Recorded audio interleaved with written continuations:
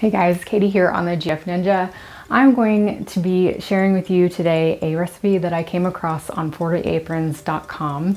It is a vegan cream cheese. I have to be dairy free, so I'm sharing it today because it is wonderful. It tastes like cheese and I'm so excited to show it to you. Even my husband loves it and he's like the cheesiest person I know. But it is super easy, 4 ingredients, all ingredients you will recognize, so stick around if you want to hear this.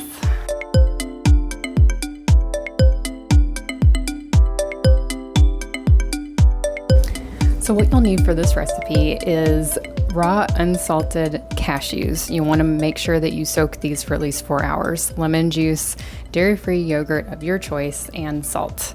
Now I'm using coconut yogurt here, but you can use whatever dairy-free yogurt that you wish. There's also almond and soy out there. But yeah, just make sure you soak those cashews for a good amount of time.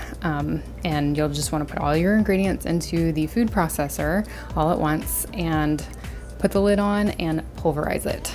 Don't be afraid to let this go for like 2 to 3 minutes at a time. I make sure that I scrape down the sides several times just to make sure I got all the chunks of cashews down towards the blade, and just keep on pulverizing it until it gets to that creamy consistency that we all know and love cream cheese to be. So I also add more lemon juice than what the recipe called for.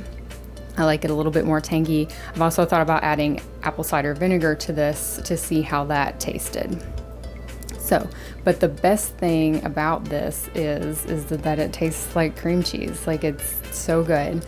I use it on tacos and just anywhere that you want a little bit of cheese. So I hope you guys enjoy. Give me all your likes and I hope you guys have a great day.